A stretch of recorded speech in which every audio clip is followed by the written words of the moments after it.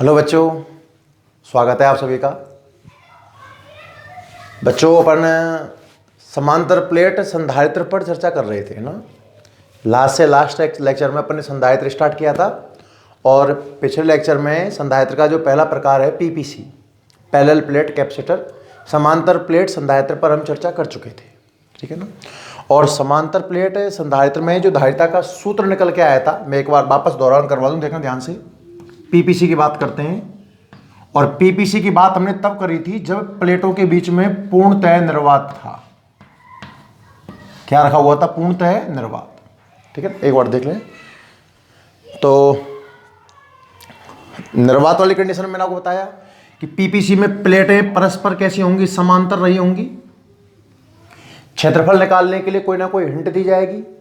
प्लेटें अगर वृत्ताकार होंगी तो त्रिज्या देगा, वर्गाकार होंगी तो भुजा देगा, ऐसी कोई ना कोई हिंट दी जाएगी। इस प्लेट पर प्लस का आवेश, इस प्लेट पर माइनस का आवेश। क्षेत्रफल ए लिया था, बीच की दूरी अपन स्मॉल डी अल्प लिया करते थे और ये वाली प्लेट को हम भूसंपर्कित किया करते थे। याद है ना? दो समांतर प्लेटों का युग्म आवेश समान परिमाण विपरीत प्रकृति का हो, बीच की दूरी अल्प हो, एक प्लेट भूसंपर्कित हो, समांतर प्लेट संधारित्र कहलाता है।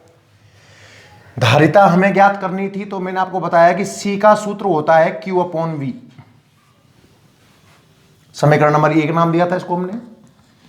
फिर V निकालने का तरीका मैंने आपको बताया E/D। अब ये सूत्र कहां से आया अपने को पता होना चाहिए। अपन ने इस सेकंड चैप्टर में ही विभव और विद्युत क्षेत्र में संबंध पढ़ा है। और याद हो तो पीपीसी की प्लेटों के बीच में, याद है, प्लस से माइनस की ओर एक समरूप क्षेत्र बनता है। समरूप क्षेत्र बनता है जिसकी वैल्यू होती है σ/ε0। मैं सिग्मा को चाहूं तो Q/A पुट कर सकता हूं, ठीक है। फिर हमने E का मान 3 से उठाकर 2 में पुट किया था तो B बन गया था E की जगह तो Q/A/ε0 इंटू D। समीकरण नंबर 4 बन गया था बच्चों। और 4 से उठाकर के B का मान हमने 1 में जमाया था तो C का सूत्र Q/V BQD/A/ε0। Q ने Q मार दिया, A/ε0 और नीचे आ जाएगा D। धारिता का ये सूत्र निकल के आया था, याद करिए आप कहानी। और इस कहानी में मैंने आपको कल कुछ क्वेश्चन भी करवाए थे, 4-5 क्वेश्चन करवाए थे, ताकि एकदम कॉन्सेप्ट एकदम बिल्कुल क्लियर हो जाना चाहिए अपना, ठीक है ना। कि जो C है वो A के समानुपाती है, C D के व्युत्क्रमानुपाती है और धारिता माध्यम पर भी डिपेंड कर रही थी।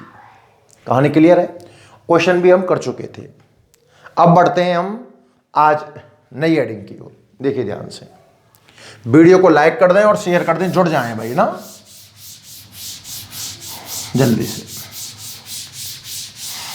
तो पीपीसी ही पढ़ेंगे पर थोड़ा सा डिफरेंस क्या रहेगा देखना आप।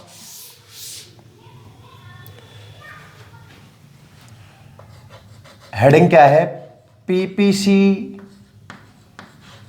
की धारिता, या ऐसे लिखिए इसको आप। पहली वाली स्थिति में तो आपने धारिता निकाली जब निर्वात था, और दूसरी स्थिति में कि जब पीपीसी और समांतर प्लेट संधारित्र की प्लेटों के मध्य पूर्णतः माध्यम भरा हो, पूर्णतः माध्यम रखा हो, तो आपको धारिता निकालनी है। कल जो अपन पढ़े थे उसमें भी अपन ने पीपीसी की धारिता निकाली थी, पर वो धारिता कब निकल करके आई थी? जब प्लेटों के बीच क्या था? निर्वात। याद करिए, आपने विद्युत क्षेत्र σ/ε0 काम में लिया था और ε0 मतलब निर्वात की विद्युतशीलता, तो निर्वात में ही तो काम में ले सकते हैं। पर अगर माध्यम हो तो क्या होगा, एक बार समझते हैं। सबसे पहले पीपीसी बनाया जाए। दो समांतर प्लेटों का युग्म होगा, एक पर आवेश प्लस का Q तो दूसरे पर माइनस का Q। क्षेत्रफल A और मध्य की दूरी स्मॉल d, और ये प्लेट हो जाएगी भूसंपर्कित, ठीक है ना। अब जो पीपीसी की प्लेटों के बीच का हिस्सा है, ये वाला जो हिस्सा है, यहां पर आप एक माध्यम भर दीजिए। इस जगह हम क्या बढ़ दिया अपन ने, एक माध्यम जिसका परावैद्युतांक, अब आप एप्सिलॉन आर मान लो या के मान लो, के मान लेते हैं, कोई माध्यम बढ़ दिया है जिसका परावैद्युतांक कैपिटल के है। कहानी समझ में आ रही है ना। और अपने को इस कंडीशन में धारिता का मान ज्ञात करना है। पहले बार कल भी धारिता ज्ञात करी थी, पर कल मैंने माध्यम की चर्चा नहीं करी थी, आज माध्यम और बढ़ दिया। सीधी सी कहानी है कि धारिता का सूत्र तो वही रहेगा साहब, सी बराबर, देखो बदलाव कहां आता है, बहुत ध्यान से देखना, बिल्कुल कल का ही लेक्चर पढ़ा रहा हूं, ये समझ लो आप। तो सी बराबर क्यू अपॉन बी धारिता का सूत्र होता है, बिल्कुल साहब। आवेश पता है, चर्चा वोल्टेज पर होगी तो वोल्टेज का फॉर्मूला साहब बिल्कुल E इंटू डी ही होगा, विद्युत क्षेत्र गुणा चालक की दूरी जो स्मॉल डी है। अब बात करें E की, तो विद्युत क्षेत्र का सूत्र में बदलाव आने वाला है। जब कल आप निर्वात का पढ़ रहे थे तो आपने निर्वात का विद्युत क्षेत्र काम में लिया और मैंने आपको पूरा ढंग से समझाया, चैप्टर नंबर 1 में प्रूव भी करवाया है कि अगर दो प्लेट हो, एक पर प्लस सिग्मा आवेश घनत्व हो, एक पर माइनस सिग्मा हो, तो उनके बीच में समरूप विद्युत क्षेत्र बनता है सिग्मा बटा एप्सिलॉन नॉट, दिशा धन से ऋण की ओर, निर्वात वाली कंडीशन में। और जब आप माध्यम वाली कंडीशन की बात कर रहे हो तो जो निर्वात में कल आपने सिग्मा अपॉन एप्सिलॉन नॉट रखा था ना, आज वही माध्यम में सिग्मा बटे एप्सिलॉन हो जाएगा। ये एक नई बात है और उम्मीद करता हूं कि आपको एक बार में ही ये बात समझ में भी आ गई होगी। समझ में आ रहा है मैं क्या कहना चाह रहा हूं। सी बराबर क्यू अपॉन बी में कोई बदलाव नहीं है, वी बराबर ई इंटू डी में कोई बदलाव नहीं है। बात है विद्युत क्षेत्र की।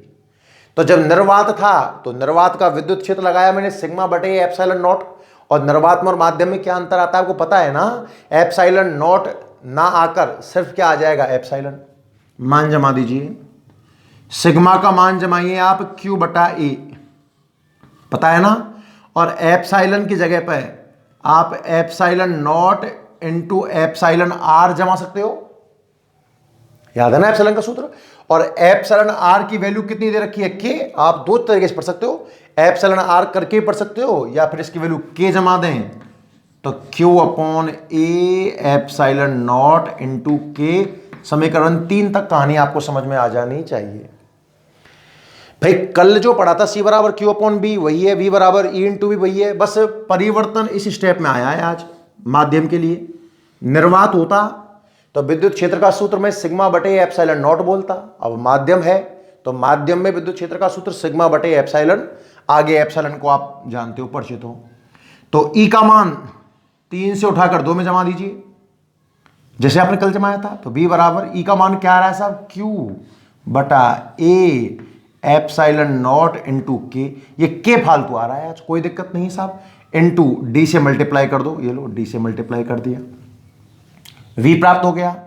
बी को उठाकर समीकरण नंबर 1 में जमा दीजिए, सी बराबर क्यू अपॉन वी, बी है क्यू डी बटा ए एप्सिलॉन नॉट इंटू के। क्यू ने क्यू को मार दिया, उल्टा करूं अगर इसको मैं तो सी का सूत्र बन जाएगा ए एप्सिलॉन नॉट के बटा डी। जो धारिता का सूत्र बनके तैयार होगा, क्या बनके तैयार हुआ है, सी बराबर ए एप्सिलॉन नॉट के बटा डी। आना भी यही चाहिए था। निर्वात में क्या आया था, देखो निर्वात में आया था सी बराबर ए एप्सिलॉन नॉट अपॉन डी। और अगर मैं इससे माध्यम का पूछता, सी एम अगर मैं पूछूं तो सीधी सी बात है ए एप्सिलॉन नॉट ना आकर एप्सिलॉन आएगा, जिसको आप आगे एप्सिलॉन नॉट इंटू परावैद्युतांक प्रति तो जमाओगे, सी एम हो गया। इस सूत्र में ध्यान से देखा जाए तो ये वाला स्टेप सी को रिप्रेजेंट कर रहा है, तो सी एम का फॉर्मूला बन गया सी इंटू के। कल भी तो मैंने गोले में भी तो आपको ये पढ़ाया था कि चूंकि के का मान 1 से बड़ा है तो सी एम बड़ा हो जाएगा सी से। कैसे पढ़ लीजिए कि माध्यम में धारिता बढ़ती है। यही बात मैंने आपको गोलाकार चालक में भी करके दिखाई थी कि अगर आप गोलाकार चालक की बात कर रहे हो तो माध्यम रखने पर धारिता का मान बढ़ जाता है। मेरी बात समझ में आ रही है ना। और निर्वात में भी माध्यम रखने पर धारिता का, सॉरी इसमें संधारित्र में भी माध्यम रखने पर धारिता का मान बढ़ जाता है। बात वही है, कोई नया स्टेप नहीं है, कल वाली ही हेडिंग है। थोड़ा दिमाग पर, क्योंकि आगे आने वाली हेडिंग भी इससे कनेक्ट कर देंगे अपन। तो इसमें जो परिवर्तन आया, जो मेन स्टेप हमारी नज़र में रहा वो ये रहा। और ये बात आपको बखूबी समझ में आ जानी चाहिए कि जब निर्वात होता है तो सर एप्सिलॉन नॉट की बात करते हैं, और माध्यम होता है तो एप्सिलॉन की बात करते हैं। बस एक स्टेप में परिवर्तन है, बाकी कोई बदलाव नहीं है। उम्मीद करता हूं कि आपको ढंग से एकदम क्लियर हो गया होगा। क्लियर? हेडिंग लगाएं आप, है ना, और मेरे साथ साथ लिखने का प्रयास करें और समझते रहेंगे लिखते हुए, है ना। तो सबसे पहले आप हेडिंग लगा लें।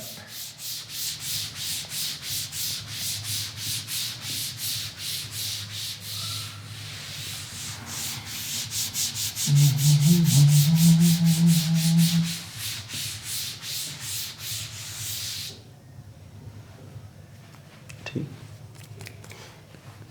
तो जब पीपीसी की प्लेटों के मध्य पूर्णतः माध्यम रखा हो तो हमें धारिता निकालनी है। थोड़ा लैंग्वेज सेटअप कर लीजिए कि माना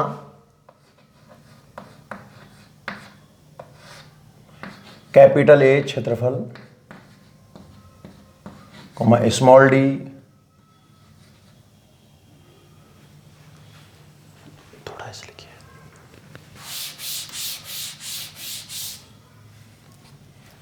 माना एक पीपीसी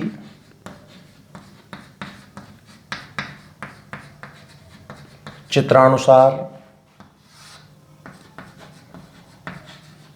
व्यवस्थित है, जिसकी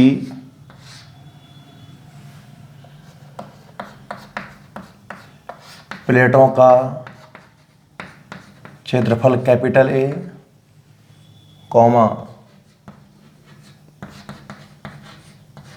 मध्य की दूरी स्मॉल डी है। पीपीसी की प्लेटों के मध्य कैपिटल के परावैद्युतांक वाला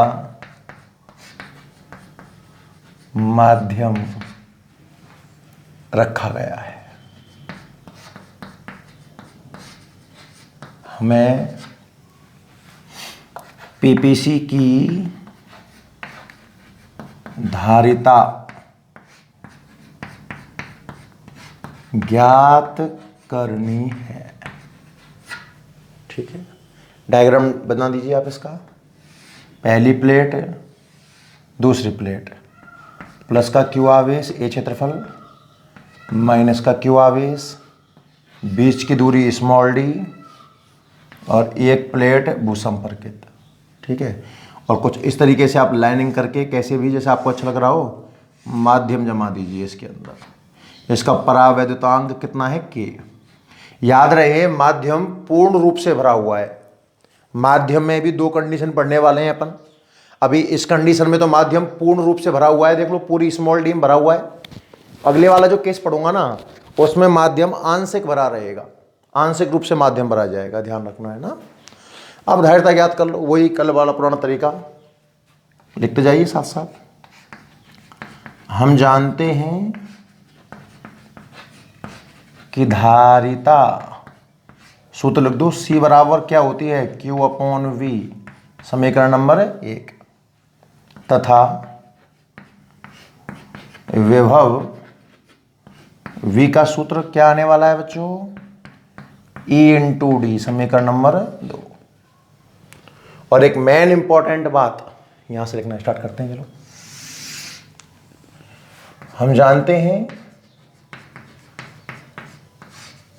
कि पीपीसी के लिए, शॉर्ट में लिख देते हैं, पीपीसी के लिए बस इंपॉर्टेंट बात यह है विद्युत क्षेत्र ई की। निर्वात था तो सिग्मा बटे एप्सिलॉन नॉट था, और माध्यम है तो सिग्मा बटा एप्सिलॉन है। जो आगे जाकर सिग्मा की जगह तो मैं जमाऊंगा क्यू बटा ए, पता है ना सबको, पृष्ठावेश घनत्व 3 पढ़ाए थे मैंने आपको, रेखीय पृष्ठीय आयतन। और एप्सिलॉन की जगह में जमाऊंगा एप्सिलॉन नॉट इंटू परावैद्युतांक, जो मैंने के मान रखा है, समीकरण नंबर 3। समझ में आ जाना चाहिए भाई। अब 3 से 2 में ई का मान रखिए,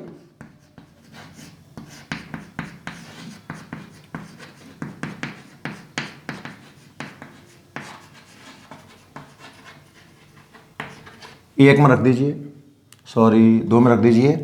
तो V बराबर E इंटू डी, ई है Q upon a epsilon naught into के, मल्टीप्लाई करना है D से, समीकरण नंबर 4।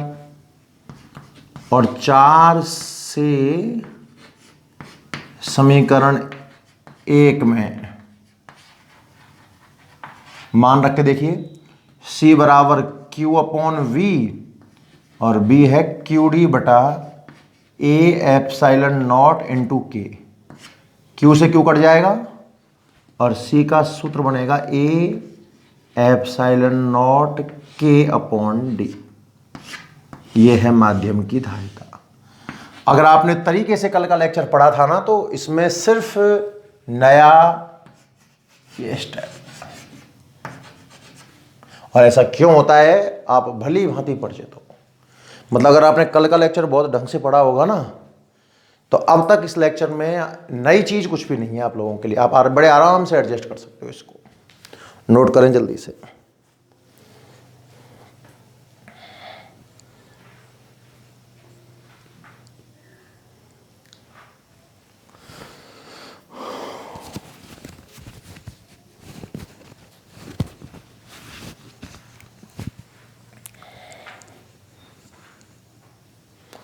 तो 2 बार मैंने आपको यह बात दिखा दी है कि गोलाकार चालक होगा तब भी माध्यम रखने पर धारिता बढ़ेगी, और संधारित्र होगा तब भी धारिता बढ़ेगी। और एक तरीके से बताने वाला हूं, आप नोट कर लें एक बार जल्दी से।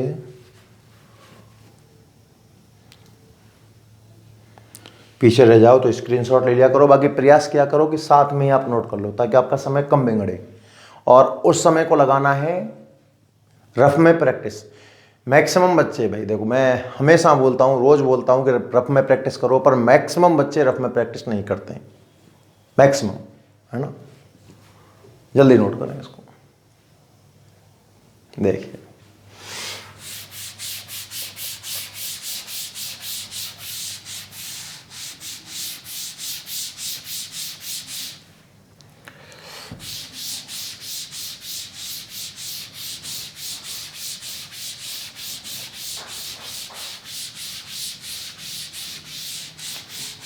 अब एक बात समझो आप,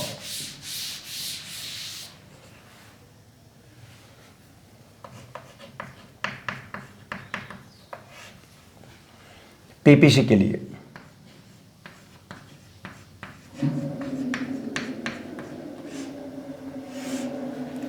अगर वायु में धारिता निकालनी हो, वायु में धारिता निकालनी हो C बराबर, तो सूत्र है ए एप्सिलॉन नॉट अपॉन डी। सबको उम्मीद है समझ में बहुत अच्छे से आ गया होगा। और माध्यम, बस कंपेयर करा रहे हैं, कोई एक्स्ट्रा पॉइंट ही समझो आप। तो माध्यम में धारिता निकालनी हो अपने को, तो अभी देखो आपके सामने पेश है ए एप्सिलॉन नॉट के लिख दो। देखो मैं बार बार कह रहा हूं, आप के लिख सकते हो और आप एप्सिलॉन आर भी लिख सकते हो। डिवाइड करके देख लो, समीकरण 2 में भाग दें आप 1 का, दीजिए 2 में 1 का साहब। C M upon C A epsilon naught K upon D, और नीचे A epsilon naught upon D. Cut जाएगा, सिर्फ के बचेगा। तो सी एम बराबर सी इंटू के।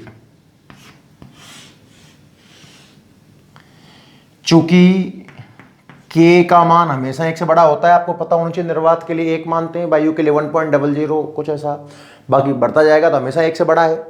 अब निर्वात वाली चीज में 1 से बड़ी संख्या का गुणा हो रहा है, तब सीएम प्राप्त हो रहा है। तो जाहिर सी बात है कि सीएम इज ग्रेटर देन सी, मतलब माध्यम रखने से धारिता बढ़ जाती है। वापस से सिद्ध कर दिया।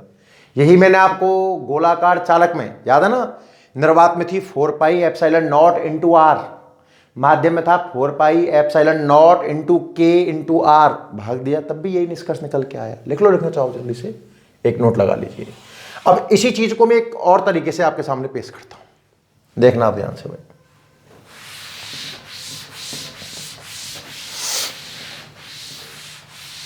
ना, नोट कर लेना इसको ढंग से, आगे बढ़ते हैं।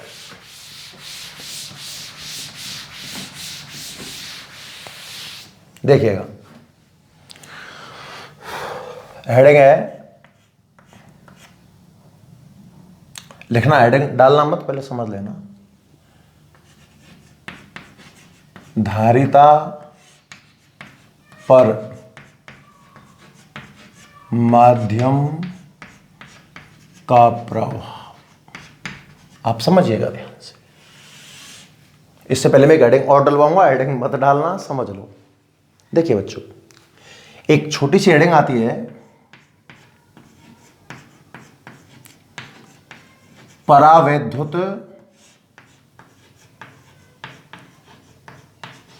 पदार्थों का ध्रुवण। हेडिंग का नाम क्या है? परावैद्युत पदार्थों का ध्रुवण। सुनो, ध्रुवण नाम एक तो आप पढ़ोगे प्रकाशिकी में, पोलराइजेशन, एक तो पढ़ोगे प्रकाश में। प्रकाश का ध्रुवण एक अलग घटना है, ऑप्टिक्स पढ़ेंगे उस समय समझेंगे। देखो ऑप्टिक्स में आप परावर्तन अपवर्तन के नाम से तो परिचित हो ही, यहां एक्स्ट्रा में व्यतिकरण, विवर्तन और ध्रुवण घटनाएं पढ़ेंगे प्रकाश के लिए।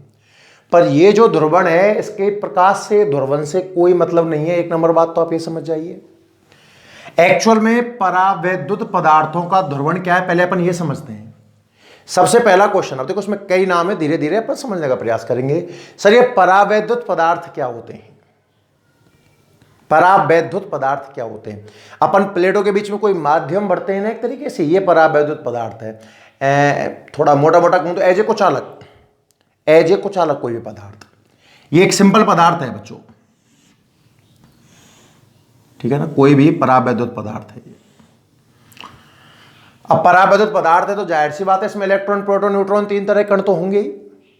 आवेश के लिहाज से बात करें तो न्यूट्रॉन उदासीन है, इसके अंदर बहुत सारे प्रोटॉन होंगे और बहुत सारे इलेक्ट्रॉन होंगे।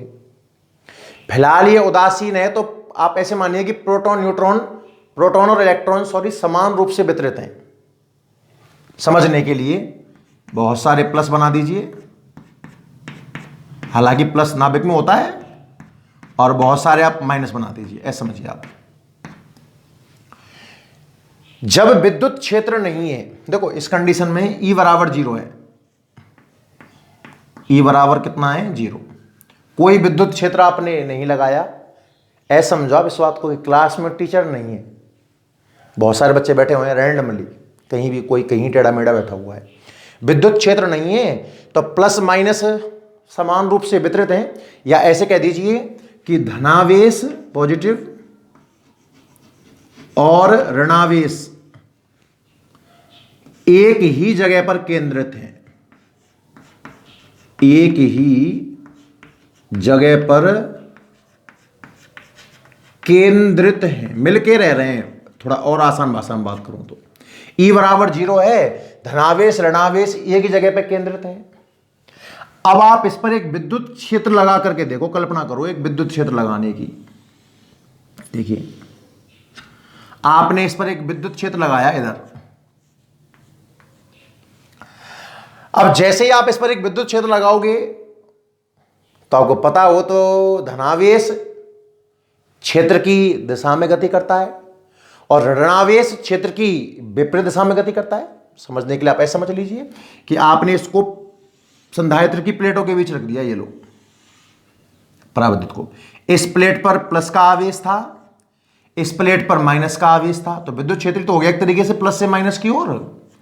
तो प्लस समस्त माइनस को खींच लेगा और ये माइनस समस्त प्लस को खींच लेगा, असमान आवेशों में आकर्षण बल लगेगा। यहां पर इस बात को ऐसा समझ लीजिए, आपने विद्युत क्षेत्र लगाया तो धनावेश क्षेत्र की दिशा में कुल मिलाकर के ये जो पूरा प्लस था ये तो इस सतह पर जम जाएगा और ऋणावेश क्षेत्र के विपरीत यानी कि कुछ यहां जम जाएगा। मेरी बात आप समझने का प्रयास करिए बच्चों, ये पदार्थ और ये पदार्थ एक ही चीज है। जब क्षेत्र नहीं था, E बराबर 0 था, धनावेश ऋणावेश समान रूप से बटे हुए हैं, अलग अलग है ही नहीं है। पर जैसे ही आपने इस पदार्थ को विद्युत क्षेत्र में रखा तो आप क्या महसूस कर रहे हो? है तो अभी भी उदासीन ही, पर प्लस और माइनस अलग अलग हो गए। ये सिरा तो इसका हो जाएगा ऋणात्मक और ये सिरा इसका हो जाएगा धनात्मक, मतलब ध्रुवता आ गई। चिन्ह को ध्रुवता बोलते हैं ना, ध्रुवता आ गई। इस घटना को ही कहते हैं परावैद्युत पदार्थों का ध्रुवण। क्या कहते हैं बच्चों? परावैद्युत पदार्थों का ध्रुवण। तो एक हेडिंग पढ़नी है। पहले तो मैं क्या पढ़ूंगा कि परावैद्युत पदार्थों का ध्रुवण आपको समझ में आ जाना चाहिए। ध्यान से एक एक करके बात समझते हैं। सबसे पहले कौन सी हेडिंग समझेंगे अपन? परावैद्युत पदार्थों का ध्रुवण। और परावैद्युत पदार्थों का ध्रुवण क्या कहता है कि जब परावैद्युत पदार्थों पर, जब इन परावैद्युत पदार्थों पर विद्युत क्षेत्र अनुपस्थित होता है तो धनावेश ऋणावेश एक ही जगह पर केंद्रित होते हैं। पर जब इन पदार्थों को विद्युत क्षेत्र में रख दिया जाता है तो धनावेश और ऋणावेश अलग अलग हो जाते हैं, पृथक पृथक हो जाते हैं। यह घटना परावैद्युत पदार्थों का ध्रुवण। ध्रुवण नाम क्यों दिया आप समझ गए ना? विद्युत क्षेत्र में रखा तो क्या पैदा हो गई साहब? ध्रुवता पैदा हो गई। क्या पैदा हो गई? ध्रुवता। तो इस घटना को नाम दिया गया है परावैद्युत पदार्थों का ध्रुवण। एक बात तो आप ये समझिए। अब पॉइंट समझते हैं, इधर देखना। धारिता का माध्यम पर क्या प्रभाव पड़ेगा? पहले आप निर्वात की बात करो। ये लो भैया, ये निर्वात है तो एक पीपीसी बना लेते हैं। इस प्लेट पर ऊपर लिखने में फायदा है, तो बार बार नहीं लिखना पड़े मुझे। प्लस क्यू आवेश, इस प्लेट पर माइनस का क्यू आवेश। क्षेत्रफल हमने ए मान लिया, ये कोई बीच की दूरी रह गई होगी डी मान लीजिए आप। और ये प्लेट कैसी है? भूसंपर्कित। क्लियर है भाई यहां तक? तो आपको पता है कि प्लस से माइनस की ओर एक विद्युत क्षेत्र बन जाता है ई मान का विद्युत क्षेत्र बना दिया हमने। इस कंडीशन में धारिता आप सी मान लो। निर्वात में धारिता कितनी मान लेते हैं? सी मान लेते हैं। अब जरा माध्यम रख के देखना है इनके बीच में। जब आप माध्यम रखोगे, बहुत ध्यान सुनना अच्छे से। अब आप कहानी को, संधारित्र में ये प्लेट प्लस की है, ये प्लेट माइनस की है और ये भाई साहब भूसंपर्कित है। ठीक है। अब आपने इसके बीच में एक माध्यम रख दिया। ये लो, ये आपने क्या रख दिया साहब? माध्यम रख दिया। तो माध्यम रखा है तो बताओ, प्लस से माइनस की ओर एक विद्युत क्षेत्र बना हुआ है ना पहले से, ई मान का। ये वाला विद्युत क्षेत्र बना हुआ है ना ई मान का। पर जैसे ही आपने परावैद्युत पदार्थ रखा विद्युत क्षेत्र में, तो ध्रुवण होगा कि नहीं होगा? परावैद्युत पदार्थों का ध्रुवण कब होता है? जब परावैद्युत पदार्थों को बाह्य विद्युत क्षेत्र में रखा जाता है। तो चूंकि प्लेटों के बीच एक विद्युत क्षेत्र बन रहा है ना, इसमें रखा आपने, तो इसमें रखा तो प्लस किसको खींच लेगा? माइनस को। और माइनस किसे खींच लेगा? प्लस को। क्या इस पदार्थ में प्लस और माइनस अलग अलग हो जाएंगे? अरे हाँ या ना? और जैसे ही प्लस माइनस अलग अलग हुए, इस पदार्थ के अंदर विद्युत क्षेत्र की दिशा होती है प्लस से माइनस की ओर। देखो, प्लेट में प्लस यहां था और माइनस यहां था, तो प्लस से माइनस ये बना हुआ था विद्युत क्षेत्र। अब इस पदार्थ के अंदर, पदार्थ के खुद के अंदर, पदार्थ में खुद में जो आवेश अलग अलग हुए हैं, जो इसका ध्रुवण हुआ है, इस वजह से पदार्थ के अंदर प्लस यहां और माइनस यहां है। क्या प्लस से माइनस की ओर एक विद्युत क्षेत्र बन गया ई डैश मान का? पहले ई मान का बना हुआ था, सिंपल प्योर ई था। अब जब आपने परावैद्युत पदार्थ रखा तो परावैद्युत पदार्थ का ध्रुवण हुआ होगा, और परावैद्युत पदार्थ के ध्रुवण होने के कारण परावैद्युत पदार्थ के अंदर खुद का विद्युत क्षेत्र बना होगा। और ध्यान से देख, यह विद्युत क्षेत्र बाह्य विद्युत क्षेत्र की विपरीत दिशा में है। पहले केवल ई था, रिजल्टेंट ई था। ई तो अभी बन रहा है, पर एक अपोजिट और बन गया ध्रुवण की वजह से। तो क्या विद्युत क्षेत्र के मान में कमी आ गई? अरे ई का मान घट गया ना। पहले रिजल्टेंट ई कितना था? ई। और अब की बार ई और ई डैश अपोजिट हैं, तो ई माइनस ई डैश। कुल मिलाकर के ई की वैल्यू कम हो गई, विद्युत क्षेत्र की वैल्यू कम हो गई। विभव का सूत्र याद है, बी बराबर ई इंटू डी। तो ई कम होने से विभव भी कम हो गया। अब चूंकि आवेश तो कांस्टेंट है, इस आवेश पर तो कोई फर्क पड़ा ही नहीं है। क्यों कांस्टेंट है? ये तो हमारी जाने पहचानी बात है। और विभव कम हो गया, मीन्स धारिता बढ़ जाएगी। इस बात को थ्योरेटिकली भी हमने प्रूफ कर दिया। देखो, ये बात कितने तरीकों से अपन कह सकते हैं। कुल मिलाकर के ये रिजल्ट तो अपने को याद रखना ही है कि माध्यम रखने से धारिता बढ़ जाती है। एक मैंने आपको गोलाकार चालक में सिद्ध करके दिखाया था, दूसरी बार मैंने आपको पीपीसी में ऐसा करके दिखाया कि माध्यम रखने पर धारिता बढ़ रही है, और तीसरा मैं आपको थ्योरेटिकल तरीके से भी कह चुका हूं। तो थ्योरेटिकल तरीका पढ़ने के लिए अपने को है ना 2-3 बातें समझ में आनी चाहिए। पहले एक तो परावैद्युत पदार्थों का ध्रुवण क्या होता है, कि जब परावैद्युत पदार्थ विद्युत क्षेत्र की अनुपस्थिति में रखे जाते हैं तो प्लस माइनस एक ही बिंदु पर केंद्रित माना गया है, मतलब मिलके रह रहे हैं, चिन्ह को आप अलग अलग नहीं बना सकते। पर जैसे ही आपने फील्ड लगाया, फील्ड की वजह से प्लस और माइनस विस्थापित हो जाते हैं, ध्रुवता पैदा हो जाती है। यह घटना है परावैद्युत पदार्थों का ध्रुवण। और इस ध्रुवण की वजह से पदार्थ के अंदर बाह्य विद्युत क्षेत्र की विपरीत दिशा में एक विद्युत क्षेत्र और बनता है। मीन्स विद्युत क्षेत्र के मान में कमी आती है, मतलब विभव घट जाएगा। चूंकि आवेश कांस्टेंट है, विभव में कमी हुई है तो धारिता बढ़ जाएगी। आई बात समझ में? हेडिंग लिखें आप एक एक करके, नोट करते जाएं। सबसे पहले आप हेडिंग बनाइए परावैद्युत पदार्थों का ध्रुवण, जल्दी से ना, अब नोट करें आप। हेडिंग लिखिए आप, मैं बोलता हूं परावैद्युत पदार्थों का ध्रुवण। परावैद्युत पदार्थों का ध्रुवण, तो इसमें लिखिए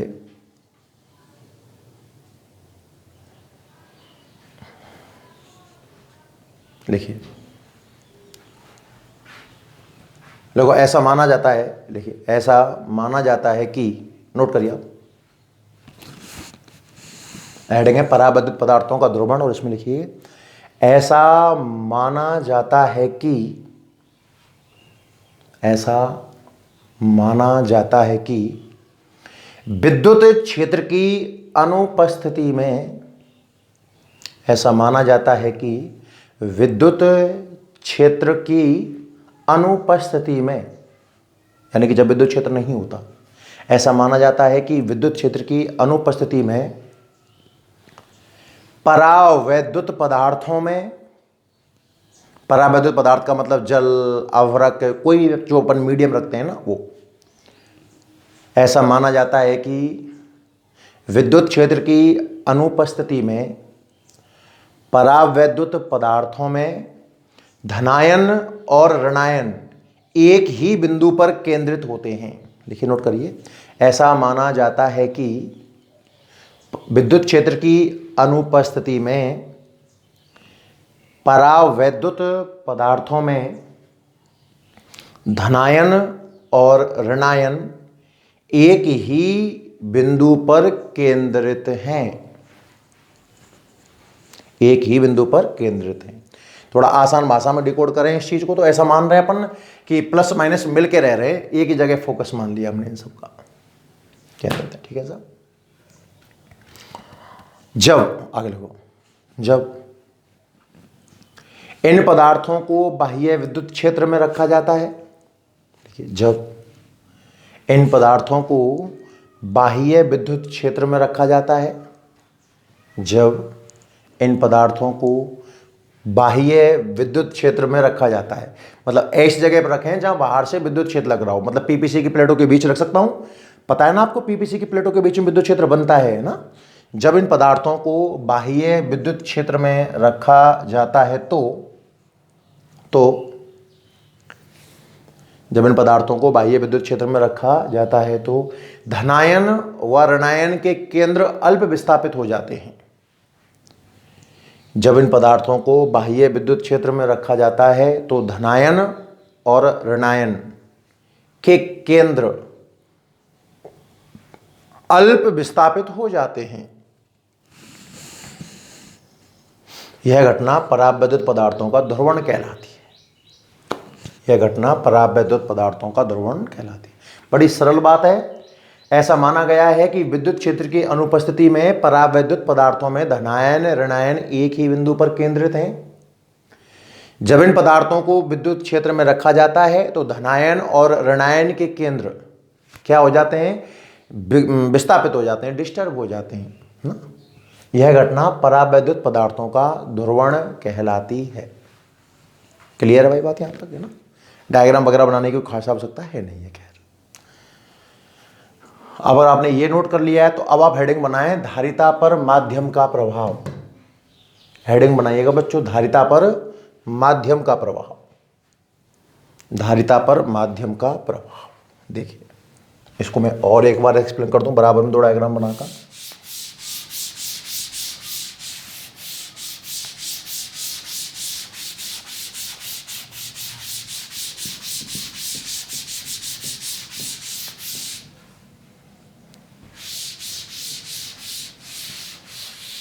कहानी क्या थी भाई अपनी, सुनना। ये संधारित्र था, प्लस का क्यू आवेश था, माइनस का क्यू आवेश था, ये भूसंपर्कित थी, ठीक है ना। तो प्लस से और माइनस की ओर एक विद्युत क्षेत्र बन रहा था, ई कह दो इसको, कैपिटल ई नाम दे दो। अब आपने क्या किया, ये संधारित्र की प्लेट है, वही प्लस का क्यू आवेश और माइनस का क्यू आवेश, ये प्लेट इनमें भूसंपर्कित भी है। अब हमने बीच में एक माध्यम रख दिया, अब हमने साहब बीच में एक माध्यम रख दिया। तो माध्यम रखा तो प्लस ने, ये समझ लो आप, माइनस को खींच लिया और माइनस ने प्लस को खींच लिया, मतलब प्लस और माइनस के केंद्र जो हैं वो विस्थापित हो गए। अब इसमें कैपिटल ई तो अभी भी बना हुआ है, जो पहले विद्युत क्षेत्र बना हुआ था निर्वात में वो तो संधारित्र की वजह से अभी भी है, पर ये जो प्लस माइनस विस्थापित हुए हैं ना, तो प्लस से माइनस की ओर एक विद्युत क्षेत्र और बन जाता है ई डैश, अपोजिट। इस कंडीशन में विद्युत क्षेत्र की बात करूं तो नेट विद्युत क्षेत्र ई नेट की अगर मैं बात करता हूं तो कैपिटल ई है, और इस कंडीशन में मैं नेट विद्युत क्षेत्र की बात करता हूं तो देखो ई और ई डैश अपोजिट है ना, तो ई माइनस ई डैश है।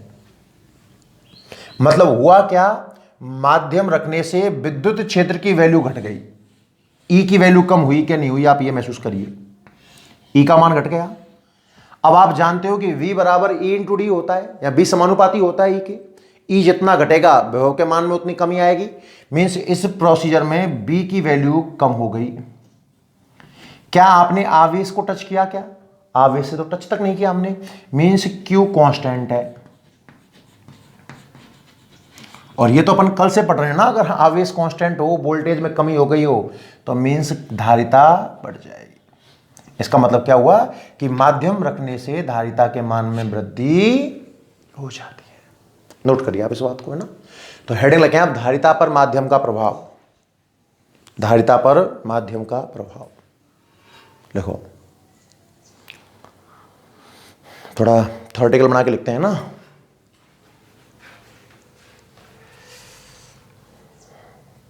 लिखिए, माना एक पीपीसी की प्लेटों के बीच निर्वात है, लिखिए माना एक पीपीसी की प्लेटों के मध्य निर्वात है, माना एक पीपीसी की प्लेटों के मध्य निर्वात है। इस स्थिति में पीपीसी की प्लेटों के बीच निर्वात है। इस स्थिति में प्लेटों के अंदर, प्लेटों के बीच में लिखना, इस स्थिति में प्लेटों के मध्य कैपिटल ई विद्युत क्षेत्र बनता है। इस स्थिति में प्लेटों के मध्य कैपिटल ई विद्युत क्षेत्र बनता है, कैपिटल ई विद्युत क्षेत्र बनता है, बस ठीक है। अब यदि आगे लिखो, अब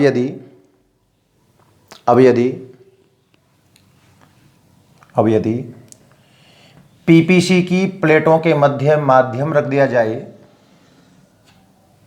अब यदि पीपीसी की प्लेटों के मध्य माध्यम रख दिया जाए, अब यदि पीपीसी की प्लेटों के मध्य माध्यम रख दिया जाए तो, माध्यम रख दिया जाए तो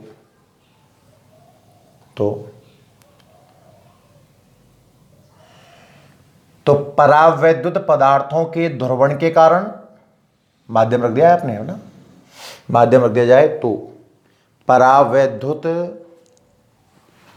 पदार्थों के ध्रुवण के कारण, परावैद्युत पदार्थों के ध्रुवण के कारण,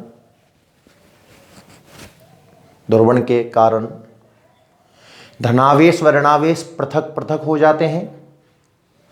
परावैद्युत पदार्थों के ध्रुवण के कारण धनावेश व ऋणावेश पृथक पृथक हो जाते हैं, अलग अलग हो जाते हैं, प्लस और माइनस। धनावेश व ऋणावेश पृथक पृथक हो जाते हैं,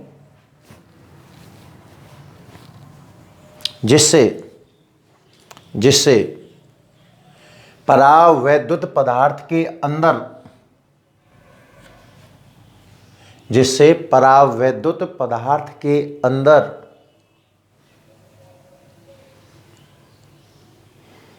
परावैद्युत पदार्थ के अंदर एक विद्युत क्षेत्र उत्पन्न होता है।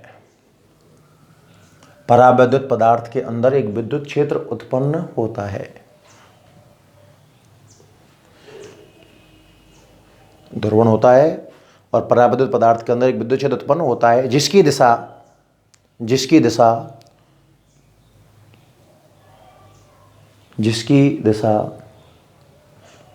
संधारित्र में उत्पन्न विद्युत क्षेत्र की विपरीत दिशा में होती है। जिसकी दिशा मतलब जो ई डैश की दिशा है, जिसकी दिशा संधारित्र में उत्पन्न विद्युत क्षेत्र की विपरीत दिशा में होती है। आपको डायग्राम में रिप्रेजेंट हो रहा होगा कि ई डैश जो है वो ई के अपोजिट डायरेक्शन में है साहब, जिससे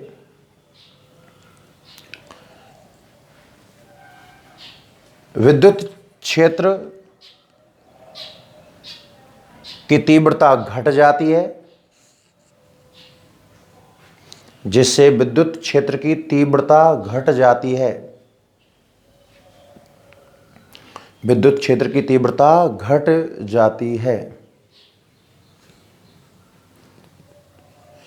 परिणाम स्वरूप विभव में भी कमी आती है। विद्युत क्षेत्र की तीव्रता घट जाती है, परिणाम स्वरूप विभव में भी कमी आती है। विद्युत क्षेत्र की तीव्रता घट जाती है, परिणाम स्वरूप विभव में भी कमी आती है, विभव में भी कमी आती है। लाइन चेंज करके लिखिए, चूंकि आवेश नियत है तथा विभव में कमी हुई है। भाई आवेश को तो अपने टच तक नहीं किया तो आवेश तो कांस्टेंट ही रहने वाला है। चूंकि आवेश नियत है और विभव में कमी हुई है, जिससे धारिता बढ़ जाएगी। आवेश नियत है, विभव में कमी हुई है, धारिता बढ़ जाएगी। स्पष्ट है कि पीपीसी की प्लेटों के मध्य माध्यम रखने से धारिता बढ़ती है। भाई अब तक तो रट गया होगा। स्पष्ट है कि पीपीसी की प्लेटों के मध्य माध्यम रखने से धारिता बढ़ती है। क्लियर एकदम। पीपीसी में अपन ने पूर्णतः निर्वात वाली बात पढ़ ली, ए एप्सिलॉन नॉट बटे डी। पूर्णतः माध्यम वाली बात पढ़ ली, ए epsilon naught K upon D. एक बात और सुनिए ध्यान से, आंशिक माध्यम, हालांकि एनसीईआरटी में इतना डीपली ये है नहीं है ना, पर इसके क्वेश्चन आपको टकराएंगे तो सीधा फॉर्मूला याद हो, उससे बेटर है कि अपन प्रूफ ही देख लेते हैं ना। आंशिक माध्यम, तीसरी स्थिति पीपीसी के अंदर ही पढ़ रहे हैं अपन, है ना। जब पीपीसी की प्लेटों के मध्य आंशिक, आंशिक नहीं है, आंशिक नहीं है ना, आंशिक माध्यम रखा हो, पार्शियली मीडियम फील्ड हो बीच में ना। अब इसका महसूस करना ध्यान से सुनिए। आंशिक मतलब देखो, निर्वात वाले केस में पूर्णतः निर्वात था, माध्यम वाले केस में पूर्णतः बीच में माध्यम भरा हुआ था। अब आंशिक माध्यम का मतलब होता है कि कुछ हिस्सा खाली और कुछ हिस्सा माध्यम वाला। फॉर एग्जाम्पल्स, एक पीपीसी पर विचार करिए, इसका आवेश प्लस का क्यू, इसका आवेश माइनस का क्यू, क्षेत्रफल ए और बीच की दूरी स्मॉल डी, और ये प्लेट भाई साहब भूसंपर्कित। सहमत हो? अब अपन बीच में माध्यम जमाते हैं कुछ जगह में। ये लो, इस जगह में अपन ने एक माध्यम फिल कर दिया। ये लो, माध्यम जिस जगह में भरा है उसकी मोटाई है टी, और माध्यम का परावैद्युतांक है के। माध्यम जिस जगह में भरा है उसकी मोटाई कितनी है टी, और परावैद्युतांक कितना है के। सीधी सी बात है, धारिता निकालनी है। तो स्टेप कुछ नहीं है, बड़ा सरल है। पता है अपने को सी बराबर साहब क्यू अपॉन बी होता है, समीकरण नंबर 1। अब विभव की बात करें, अब थोड़ा बदलाव आने वाला है। आपको दोनों स्थितियां नजर आ रही हैं इसमें। देखो, टोटल दूरी तो है स्मॉल डी, माध्यम कितने में भरा हुआ है, स्मॉल टी में, और निर्वात में कितनी जगह बची हुई है, डी माइनस टी। टोटल दूरी डी, माध्यम भरा हुआ है टी में, और निर्वात कितने में, डी माइनस टी में। इसमें दोनों चीज दिख रही है मुझे, माध्यम भी दिख रहा है तो मुझे निर्वात भी नजर आ रहा है। कुल वोल्टेज क्या होगा, सुनना ध्यान से। कुल वोल्टेज को लिखेंगे अपन V0 प्लस BM, निर्वात का वोल्टेज प्लस माध्यम का वोल्टेज। देखो, अब तक आप कहोगे सर अब तक आपने ऐसा क्यों नहीं किया, क्योंकि देखो जब निर्वात था तो पूरा निर्वात था, मतलब ये इसकी वैल्यू 0, इसकी वैल्यू 0 हो गई निर्वात वाले केस में, और माध्यम था तो ये 0 हो गया था। अब निर्वात भी है और माध्यम भी है, तो कुल वोल्टेज निर्वात का वोल्टेज प्लस माध्यम का वोल्टेज। अगला स्टेप आप खुद सोचिए, विभव का सूत्र क्या होता है बच्चों, V बराबर E इंटू डी। साहब विद्युत क्षेत्र गुणा दूरी, विद्युत क्षेत्र गुणा दूरी। निर्वात के विभव की बात कर रहा हूं तो क्या विद्युत क्षेत्र निर्वात का आएगा, E0 से रिप्रेजेंट कर देते हैं थोड़ी देर के लिए, आगे वैल्यू जमा देंगे इसकी। विभव बराबर है B बराबर E इंटू डी, विद्युत क्षेत्र गुणा दूरी। तो निर्वात का विद्युत विभव के लिए निर्वात का विद्युत क्षेत्र आ गया, और माध्यम के विभव के लिए माध्यम का विद्युत क्षेत्र आ जाएगा, हाँ या ना। अब दूरियों से गुणा करो, तो माध्यम का गुणा, माध्यम में दूरी कितनी है टी, तो टी से हो जाएगा, और निर्वात में दूरी कितनी बची हुई है, टोटल कितनी है डी, टी में मीडियम है, बची कितनी, डी माइनस टी निर्वात है साहब इसमें, और इन दोनों का ऐड, मतलब ये वैल्यू तो हो गई बी नॉट की और ये वैल्यू हो गई बी एम की। आप थोड़ा महसूस करके देखोगे ना तो चीजें बड़ी सरल प्रतीत होंगी। दोबारा समझते हैं ध्यान से। धारिता का सूत्र क्या है, C बराबर क्यू अपॉन बी, यहां से आप क्लियर हो। पर विभव 2 स्टेप में निकलेगा, निर्वात का प्लस माध्यम का। तो निर्वात का विभव कैसे निकालेंगे, V का सूत्र क्या होता है, E इंटू डी, विद्युत क्षेत्र गुणा दूरी। तो निर्वात का विभव है तो निर्वात का विद्युत क्षेत्र, और निर्वात में दूरी मैं उम्मीद करता हूं आप समझ गए होंगे सर डी माइनस टी है, क्योंकि टोटल दूरी डी है, टी जगह में माध्यम भरा हुआ है, तो बची कितनी, डी माइनस टी, उसी में निर्वात है, प्लस माध्यम के लिए विद्युत क्षेत्र भी माध्यम का, और माध्यम कितनी दूरी में भरा हुआ है बच्चों, टी दूरी में, मान जमाओ। निर्वात का विद्युत क्षेत्र तो सिग्मा अपॉन एप्सिलॉन नॉट आ जाएगा इनटू डी माइनस टी जो है सो है, और माध्यम का बच्चों सिग्मा अपॉन एप्सिलॉन आने वाला है, मान जमा दीजिए, सिग्मा का मान जमा दो आप क्यू बटा ए, और यहां पर आप सिग्मा का मान जमा दीजिए क्यू अपॉन ए तो, और एप्सिलॉन का मान जमा दीजिए आप epsilon naught into epsilon r, या के कह सकते हैं इस चीज को, के कह दो, क्योंकि हमने पिछली रीडिंग में के पढ़ा था। दोनों में से कॉमन दिख रहा है अपने को Q upon a epsilon not, तो क्या बच गया इस जगह पर, तो बच गया साहब D minus T plus Q upon a epsilon not common आ गया, यहां से बचेगा T अपॉन के, आया ना समीकरण नंबर 2। विभव तैयार हो गया, 2 से मान उठाकर आप 1 में जमा दीजिए, तो C बराबर Q अपॉन V, और V की वैल्यू कितनी है साहब, Q upon a epsilon not D minus T plus T बटा के। Q से Q कट गया और ये भाई साहब ऊपर घूम जाएगा, तो धारिता का सूत्र बन जाएगा ए एप्सिलॉन नॉट बटा D minus T plus T upon के। मैं आपको लास्ट में सूत्र लिखने का एक इतना शानदार तरीका बता दूंगा। पहले आप पूरा पैटर्न देख लें, है ना। पहले तो अपन पूरा पैटर्न देखेंगे, है ना। पूरा पैटर्न देखने के बाद ये लेक्चर आप ढंग से आज पढ़ लेना, क्योंकि आज मैं इसको लिखाकर समाप्त करवा दूंगा। अभी बस आंशिक माध्यम पढ़ाएंगे, इससे आगे अपन कल देखेंगे इसके क्वेश्चन। प्लस आपको कल एक ऐसा तरीका बताया जाएगा कि आप कैसी भी कंडीशन हो पीपीसी की, सिर्फ डायग्राम देखकर सीधा आंसर लिख दोगे। इससे बड़े बड़े कई गुना बड़े आंसर आने वाले हैं, है ना। तो एक बार आप पहले साथ में नोट करते हैं, पूरा नोट करो एक बार ढंग से, और समझते हैं लिखते हुए एक बार।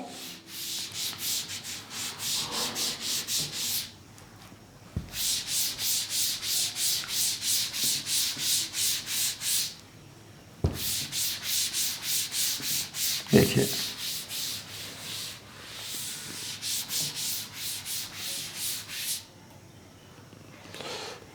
लैंग्वेज बनाओ थोड़ी सी कि माना एक पीपीसी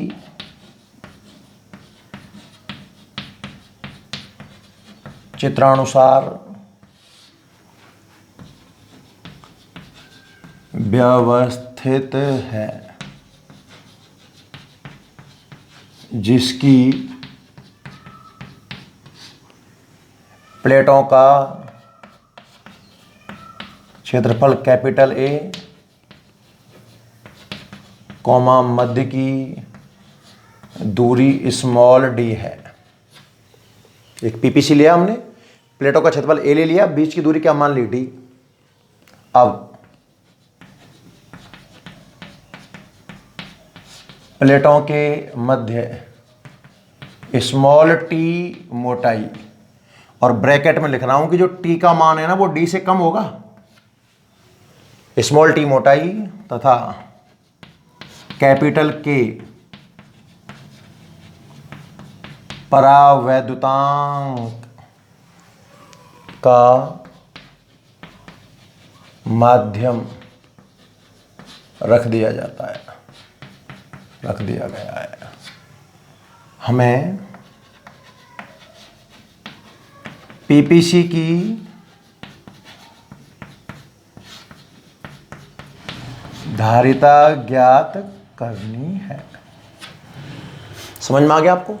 पीपीसी चित्रानुसार जमा हुआ है, प्लेटों का क्षेत्रफल ए है, बीच की दूरी डी है। हमने प्लेटों के बीच में टी मोटाई की और के परावर्तांक का माध्यम रख दिया गया। डायग्राम समझिए आप, ये बनाया हमने पीपीसी, यहां प्लस का क्यू माइनस का क्यू, क्षेत्रफल ए और बीच की दूरी कितनी है साहब डी। ये हो गया भूसंपर्कित। बीच में कोई माध्यम हमने फिल कर दिया। ये लो, इसकी जो मोटाई है वो स्मॉल टी है, डी की तुलना में कम होनी चाहिए, और परावैद्युतांक के है इसका।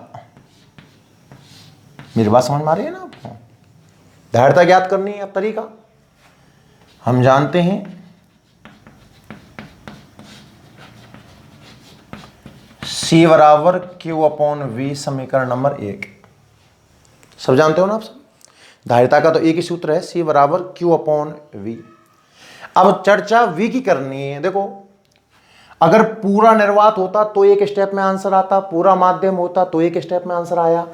आंशिक माध्यम, निर्वात भी है माध्यम भी है, तो विभव बन जाएगा V not plus VM, means माध्यम का प्लस निर्वात का। अब इसमें मान जमाते जाइए। V बराबर E इंटू डी होता है।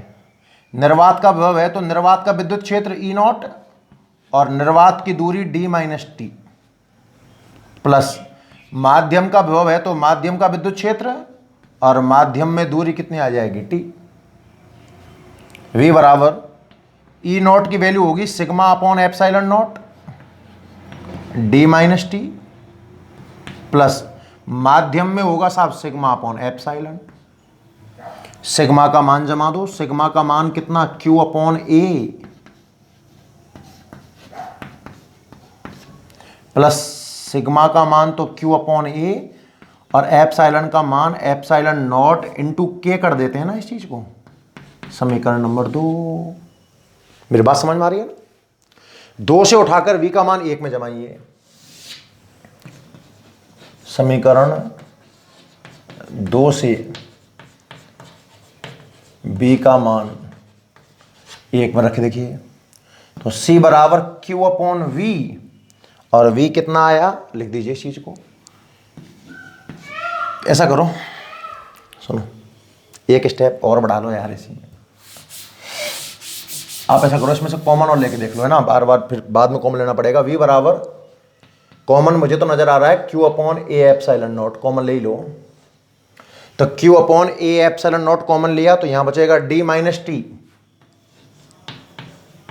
और यहां बचेगा t बटा k, समीकरण नंबर 2। अब मान जमाओ आप। समीकरण 2 से 1 में मान रखने पर c बराबर q अपॉन v, और v की जगह q upon a epsilon not d minus T plus T upon के। q से q सॉरी कट गया, c बराबर ए एप्सिलॉन नॉट ऊपर, ये फॉर्मूला आप डायरेक्ट याद कर लेना। मैं हालांकि याद करने का आपको तरीका भी अगले टर्न पर बताऊंगा, और सूत्र याद करने का तरीका भी सिखा दूंगा, पर एक बार आप पहले पूरा मेथड पढ़ लें। मोस्ट इंपॉर्टेंट फॉर्मूला है पीपीसी में। पीपीसी में तीसरा फॉर्मूला आया है, ये ध्यान रखना। एक पूर्णतः निर्वात था, दूसरा पूर्णतः माध्यम था, तीसरा आंशिक माध्यम। वैसे सबसे मोस्ट इंपॉर्टेंट कंडीशन तो यही होती है भैया। पहले वाले में तो सूत्र क्या था, ए एप्सिलॉन नॉट बटे डी निर्वात में, तो माध्यम का आपको याद हो जाएगा A epsilon naught epsilon r upon D, और आंशिक माध्यम। अभी तो याद करें इसको, याद करने का बहुत शानदार तरीका अपन कल देखेंगे, इसके ऊपर क्वेश्चन करेंगे। पीपीसी को थोड़ा आगे और बढ़ाऊंगा। अभी तो मैंने एक ही माध्यम रखा है, मैं कल अलग अलग माध्यम रख के दिखाऊंगा, अलग अलग मोटाई के, अलग अलग परावर्तांक के। वो तब समझ में आएगा जब आप आज का लेक्चर बहुत क्लियर ढंग से कर लोगे भाई। स्टेप बाय स्टेप चीज़ों को फॉलो करें। एक दिन में आप फिजिक्स नहीं सीख सकते। आप एक ही दिन में पूरा कवर करना चाहोगे तो ये संभव नहीं हो पाएगा भाई, ध्यान रखना है ना। रेगुलर अपने को पढ़ना है, रोज पढ़ना है। जैसे टीचर बताए, मैं रोज बोलता हूँ रफ में रिटर्न प्रैक्टिस करनी है, मैक्सिमम बच्चे नहीं करते हैं। हवा में आप फिजिक्स नहीं पढ़ सकते। मेरी बात समझ में आ रही है आपको, है ना। रिटर्न प्रैक्टिस होना जरूरी है, रोज लिख लिख करके प्रैक्टिस करें। एक बार पूरा ढंग से नोट करें, बाकी कल मिलेंगे। जुड़ने के लिए आप सभी का धन्यवाद। एक बार नोट कर लीजिए इसको अच्छे से।